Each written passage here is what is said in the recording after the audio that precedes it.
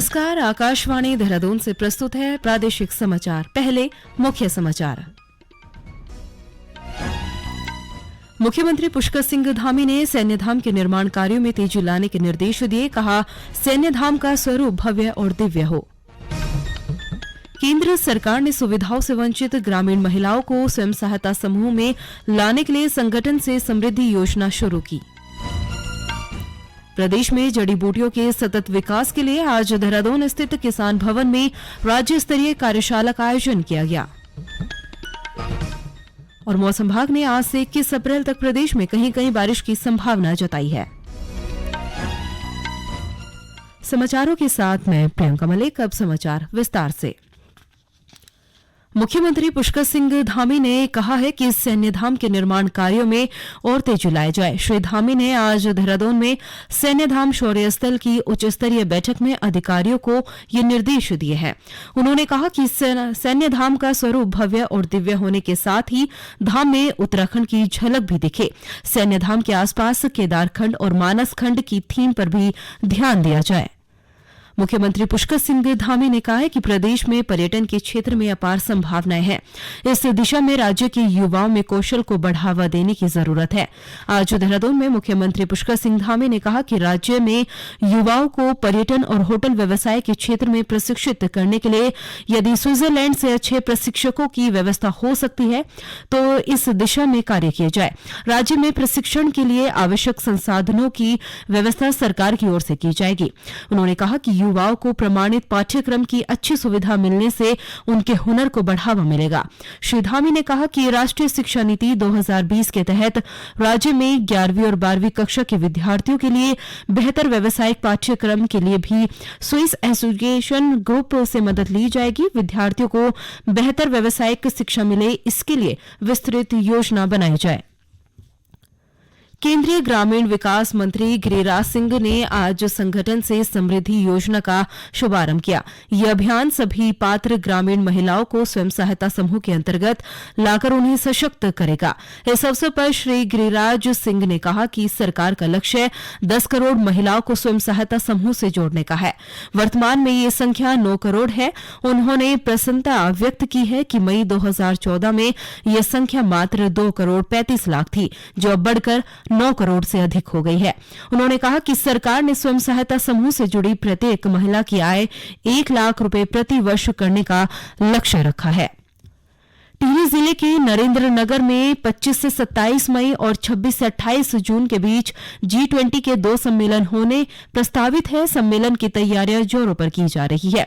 इसी के तहत वन और तकनीकी शिक्षा मंत्री सुबोध उनियाल ने नरेंद्र नगर में G20 सम्मेलन की तैयारियों को लेकर अधिकारियों के साथ बैठक की है। श्री उनियाल ने संबोधित करते हुए विभागों में कई कार्यों की जानकारी ली है और अधिकारियों को आवश्यक दिशा निर्देश भी दिए हैं। इस मौके पर उन्होंने कहा कि जिले में होने वाली G20 की बैठकों के जरिए हम प्रदेश की ही नहीं बल्कि देश का प्रतिनिधित्व करेंगे। बैठक में जिलाधिकारी डॉक्टर सौरभ गहरवार ने बताया कि G20 सम्मेलन के अंतर्गत अधिकतर कार्य पूरे हो चुके हैं। बचे हुए कार्य जल्द ही पूर्ण कर लिए जाएंगे। उन्होंने बताया कि सभी कार्यों की लगातार निगरानी की जा रही है।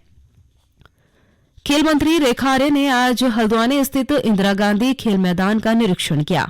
इस मौके पर उन्होंने अधिकारियों और कार्यदायी संस्था को निर्माण कार्यों को तय समय सीमा के अंतर्गत पूरा करने के निर्देश दिए हैं। निरीक्षण के दौरान अधिकारियों ने बताया कि मैदान में 80% कार्य पूरा हो चुका है, शेष कार्य प्रगति पर है। इस बीच खेल मंत्री ने खेल मैदान के समीप प्रस्तावित खेल विश्वविद्यालय की भूमि का भी निरीक्षण किया। उन्होंने विश्वविद्यालय के निर्माण में आ रही संबंधित दिक्कतों को दूर करने के निर्देश दिए हैं। श्रीमती आर्य ने कहा कि विश्वविद्यालय के बन जाने से आगामी समय में राज्य के प्रतिभाशाली खिलाड़ियों को अवसर मिलेंगे। चमोली जिले के जिलाधिकारी हिमांशु खुराना ने आगामी 4 धाम यात्रा व्यवस्था और बद्रीनाथ मास्टर प्लान के अंतर्गत संचालित पुनर्निर्माण कार्यों का निरीक्षण किया। इस मौके पर उन्होंने अधिकारियों को यात्रा शुरू होने से पहले सभी व्यवस्थाएं दुरुस्त करने के निर्देश दिए। श्री खुराना ने कहा कि आगामी बद्रीनाथ यात्रा को सुरक्षित और सुगम बनाया जाएगा, जिसके लिए जिला प्रशासन ने सभी तैयारियां पूरी कर ली है। उन्होंने बताया कि यात्रा के दौरान सभी अधिकारियों को सतर्क रहने के लिए कहा गया है। उन्होंने कहा कि धाम में पानी, बिजली, दूरसंचार सहित सभी मूलभूत सुविधाएं कपाट खुलने से पहले सुचारू कर दी जाएंगी। प्रदेश में गर्मी बढ़ते ही वनाग्नि की घटनाएं बढ़ने लगी है। पिछले 36 घंटे में राज्य के 22 स्थानों पर आग की घटनाएं देखने को मिली है, जिसमें करीब 20.62 हेक्टेयर वन क्षेत्र प्रभावित हुआ है, जिससे 39,500 रुपये का आर्थिक नुकसान भी पहुंचा है। अब तक नवंबर 2022 से लेकर 17 अप्रैल तक कुल 178 स्थानों पर आग की घटनाएं हुई है, जिसमें 243.32 हेक्टेयर वन क्षेत्र प्रभावित हुए हैं। वनाग्नि से अब तक 2 लोगों की मृत्यु और 1 व्यक्ति के झुलसकर घायल होने की घटना दर्ज की गई है। वनाग्नि एवं आपदा प्रबंधन के मुख्य वन संरक्षक निशांत वर्मा ने बताया कि मौसम में आए बदलाव के बाद वनाग्नि की घटनाओं में बढ़ोतरी हुई है। वनाग्नि रोकथाम के लिए सभी प्रभागों को सतर्क रहने के निर्देश दिए गए हैं। ये समाचार आप आकाशवाणी के देहरादून केंद्र से सुन रहे हैं। प्रदेश में जड़ी बूटियों के सतत विकास के लिए आज देहरादून स्थित किसान भवन में राज्य स्तरीय कार्यशाला का आयोजन किया गया। कार्यशाला में कृषि सचिव BVRC पुरुषोत्तम ने कहा कि प्रदेश में जड़ी बूटी उत्पादन की अपार संभावनाएं हैं। उन्होंने कहा कि मुख्य सचिव के निर्देश अनुसार अगले 1 से 2 साल में हर्बल के उत्पादन में बढ़ोतरी कर सालाना 200 करोड़ का व्यापार करने का लक्ष्य निर्धारित किया गया है, जिसमें वन पंचायतों की महिलाओं के स्वयं सहायता समूह द्वारा हर्बल उत्पादन में मदद ली जाएगी।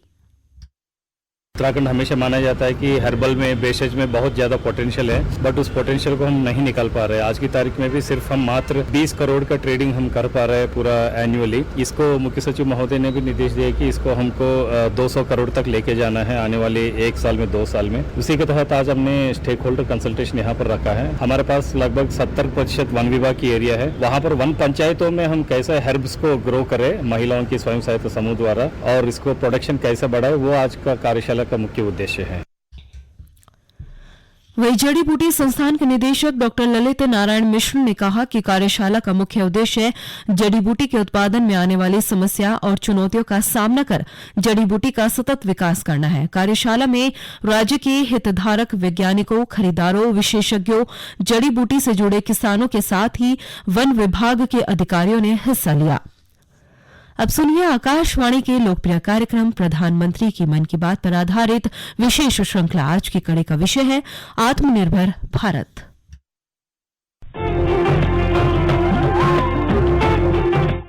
लोग, आवाज और सीधा संवाद, यानी आपके हम सबके मन की बात। जी हाँ, ऐसे ही करोड़ों लोगों से जुड़ जाते हैं हमारे प्रधानमंत्री। हर महीने मन की बात प्रोग्राम के साथ आकाशवाणी पर ये सिलसिला इस महीने यानी अप्रैल में 100वीं कड़ी के साथ जारी रहेगा। इसी विशेष मौके पर मन की बात कार्यक्रम से प्रधानमंत्री के चुनिंदा संबोधनों को फिर प्रस्तुत किया जा रहा है। इस विशेष कार्यक्रम की 68वीं कड़ी में पेश है प्रधानमंत्री की वो बात, जिसमें उन्होंने आत्मनिर्भर भारत अभियान को लेकर लोगों से अपने विचार साझा किए। आज जब हम देश को आत्मनिर्भर बनाने का प्रयास कर रहे हैं, तो हमें पूरे आत्मविश्वास के साथ आगे बढ़ना है। हर क्षेत्र में देश को आत्मनिर्भर बनाना है। असहयोग आंदोलन के रूप में जो बीज बोया गया था, उसे अब आत्मनिर्भर भारत के वटवृक्ष में परिवर्तित करना हम सबका दायित्व है।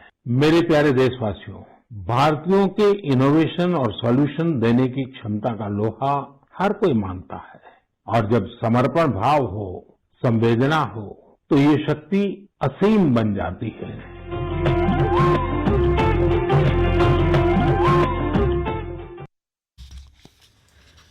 और अब एक नजर आज के मौसम पर। मौसम विभाग ने आज से 21 अप्रैल तक प्रदेश में कहीं कहीं बारिश और तेज हवाएं चलने की संभावना जताई है। विभाग ने आज राज्य के उत्तरकाशी, चमोली, रुद्रप्रयाग, बागेश्वर और पिथौरागढ़ जिलों में, इसके साथ ही गढ़वाल मंडल के अन्य जिलों में ओलावृष्टि का येलो अलर्ट भी जारी किया है, जबकि कल के लिए राज्य में कहीं कहीं ओलावृष्टि और तेज हवा का ऑरेंज अलर्ट जारी किया गया है।